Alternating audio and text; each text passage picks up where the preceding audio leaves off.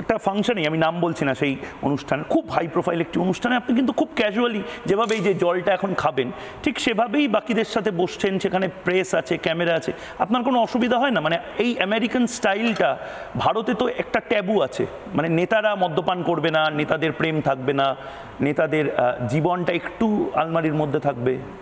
এগুলো তো মোহনদাসের শিক্ষা। কোন মোহনদাস? মোহনদাস গান্ধী। মোহনদাস গান্ধীর শিক্ষা।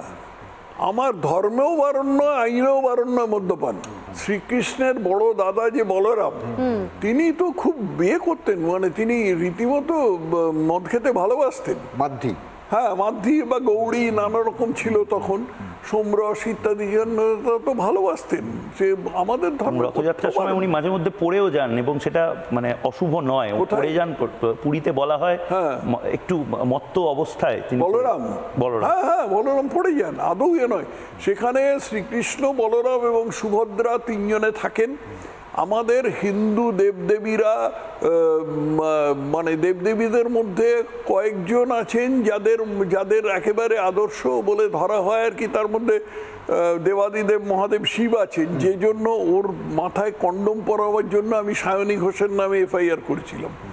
কিন্তু বাকি যে সমস্ত দেবদেবী আছেন তাদের সম্বন্ধে নানা রকমই আছে, তারা মানুষের মতো আচরণ করেছেন। শ্রীকৃষ্ণের সম্বন্ধে যে 16,000 গোপিনী বলা হয় আর কি, তিনি তো এগুলো তো মানুষের মতন আচরণ, এগুলো তো কোনো অমানুষিক আচরণ নয়। কিন্তু ওই মোহনদাস উল্টোপাল্টা শিখিয়ে গেছে। হ্যাঁ, মোহনদাস শিখিয়ে গেছেন অহিংসা। অহিংসা মানে তো ক্লীবতা। পক্ষ মক্ষ সব চলে আসবে, কে কিছু পক্ষ চলে আসতে পারে, কিন্তু যত পক্ষ আসুক কি করবে, আর আমায় মারবে, মারলে আমি মরে যাব। এমনি তো যা বয়স হয়েছে আজ বাদে কাল মরে যাব।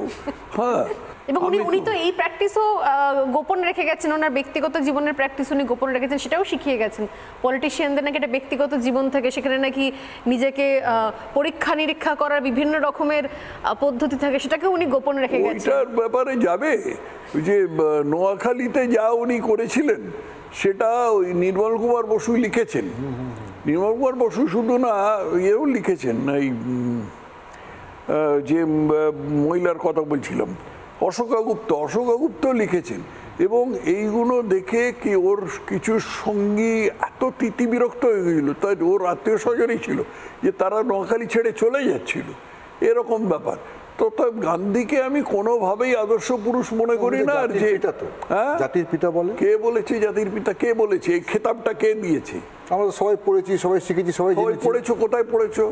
আর মহাত্মা গান্ধী এখন, মানে মোহনদাস গান্ধী এখন বেঁচে থাকলে 165 বছর না কত বয়স হতো আর কি, 165 বছরের একটা লোক কি করে 5000 বছরের একটা জাতির পিতা হতে পারে? তুমি আমায় বুঝিয়ে দাও। এতদিন ধরে সব আমরা চুপচাপ করে আছি। আছে তো, এই যে এতক্ষণ ধরে যে আলোচনা হচ্ছিল, এই যে পূর্ব বাংলায় হিন্দু হত্যা, এটা সম্বন্ধে তো আমরা চুপচাপ করে আছি। এই দেখো না, পথে ঘাটে এখন গাজার জন্য সকলে চোখ দিয়ে জল বেরোচ্ছে। হ্যাঁ, হ্যাঁ, গাজায় কি হচ্ছে সেটা নিয়ে এবারে মানে বন্যা বইয়ে দিচ্ছে। কিন্তু একটা কবিতা আমি একটুখানি আগে পড়ছিলাম, একটা রবীন্দ্রনাথের একটা কবিতার প্যারোডি, তার মধ্যে শেষ লাইনটা হচ্ছে যে দেখা হয় নাই চক্ষু ফেলিয়া, দ্বার হতে শুধু 2 পা ফেলিয়া, মন্দির দ্বারে লাশ হয়ে থাকা বাংলাদেশের হিন্দু। ঠিক, মানে আমরা সব দেখেছি, গাজায় কি হচ্ছে, কিউবায় কি হচ্ছে, নিকারাগুয়ায় কি হচ্ছে, ভিয়েতনামে কি হচ্ছে, সব আমরা দেখেছি। শুধু পূর্ব বাংলায় কিভাবে হিন্দু হত্যা হয়েছে সেটা আমরা একেবারে চেপে গেছি।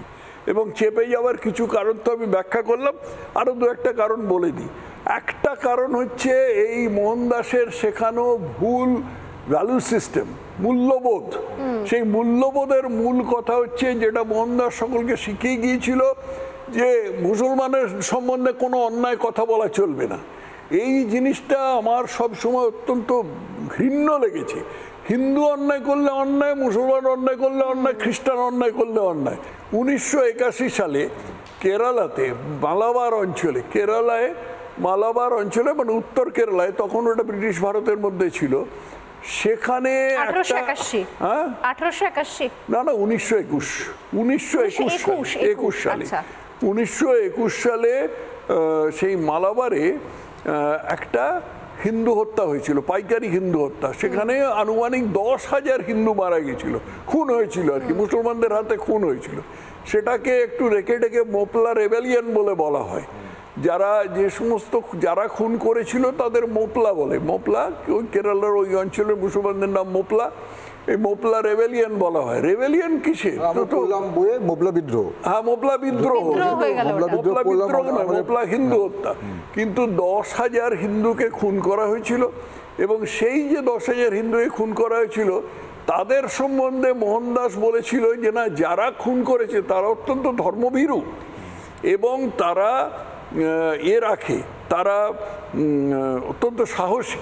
মানে কিছু নিরপরাধ নিরস্ত্র হিন্দুকে খুন করা হয়েছে, কিছু নয়, 10,000 নিরপরাধ নিরস্ত্র হিন্দুকে খুন করা হয়েছে, তারা নাকি সাহসী বলে দেখে দেওয়া হলো। সাহসী বলে দেখে দেওয়া হলো। অ্যানি বেসান্ট সেই সময় কংগ্রেসের ছিলেন, সভাপতি ছিলেন। অ্যানি বেসান্ট একজন ইংরেজ মহিলা, ভারতকে আপন বলে মেনে নিয়েছিলেন।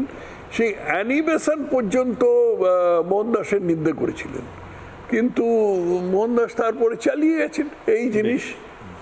নানা ধরনের কন্টেন্ট দেখার জন্য লাইক করুন, শেয়ার করুন আমাদের ফেসবুক পেজ, সাবস্ক্রাইব করুন আমাদের ইউটিউব চ্যানেল। পাশাপাশি অন্যান্য ব্রেকিং নিউজের জন্য অবশ্যই চোখ রাখুন রিপাবলিক বাংলায়।